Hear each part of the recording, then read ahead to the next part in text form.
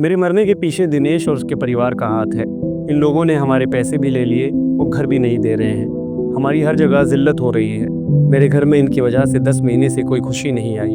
बस रोना धोना और लड़ाई झगड़े हो रहे हैं। कोई कुछ एक्शन नहीं ले रहा है। इन लोगों को मेरी मौत का जिम्मेदार माना जाए और इन्हें सजा दी जाए। अहमदाबाद के गोमतीपुर में 15 साल की सानिया अंसारी ने 9 अगस्त को अपनी जान ले ली। अपने आखिरी पलों में सानिया ने एक सुसाइड नोट छोड़ा जिसमें उन्होंने ये बातें लिखी हैं। 10 महीने पहले सानिया के परिवार ने गोमतीपुर में अपने पड़ोसी सुमन सोनावड़े से घर खरीदा था। दिसंबर 2024 तक पूरा भुगतान हो गया था, लेकिन घर मिलने से पहले ही सुमन का निधन हो गया। उनके बेटे दिनेश जो इमारत की ऊपरी मंजिल पर रहते हैं, उन्होंने सानिया के परिवार को घर देने से इनकार कर दिया और हवाला दिया गुजरात के डिस्टर्ब्ड एरियाज एक्ट का। यह एक्ट कुछ खास क्षेत्रों में संपत्ति के लेन देन पर रोक लगाता है। इस एक कदम ने साधारण सी खरीदारी को लंबे संघर्ष और विवाद में बदल दिया। सानिया के सुसाइड नोट से पहले 7 अगस्त को कथित तौर पर दिनेश और उनके रिश्तेदारों ने सानिया और उसके छोटे भाई पर हमला किया था।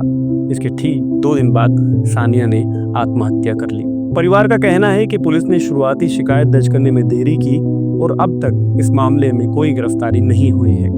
अब समझते हैं कि सानिया के परिवार के खिलाफ गुजरात के डिस्टर्ब्ड एरियाज एक्ट 1991 का इस्तेमाल कैसे हुआ। दरअसल ये कानून कहता है कि किसी भी डिस्टर्ब एरिया में संपत्ति के लेन देन से पहले खरीदार और विक्रेता दोनों को जिला कलेक्टर से अनुमति लेनी होती है। इसे पहले दंगों के समय में मुसलमानों को मजबूरन घर बेचने से रोकने के लिए बनाया गया था, लेकिन आलोचकों का कहना है कि यह कानून अब मुसलमानों को हिंदू बहुल इलाकों में घर खरीदने से रोकने का हथियार बन चुका है। कानून तटस्थ दिखता है, लेकिन इसका असर अब भेदभावपूर्ण हो गया है। ये मुसलमानों को उनके मोहल्ले में ही रहने के लिए कहता है।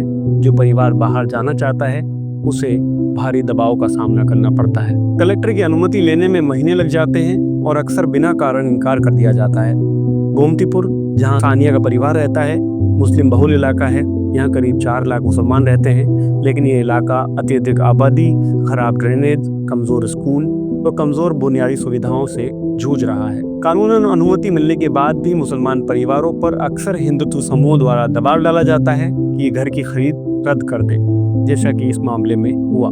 स्थानीय सामाजिक कार्यकर्ता कहते हैं कि ये कानून अक्सर भेदभाव को वैध बनाता है और पड़ोसियों को निगरानी का अधिकार देता है। उन्होंने यह भी आरोप लगाया कि कलेक्टर का एनओसी हासिल करना भ्रष्टाचार का जरिया बन गया है। इसमें बहुत मुश्किलें सामने आती हैं।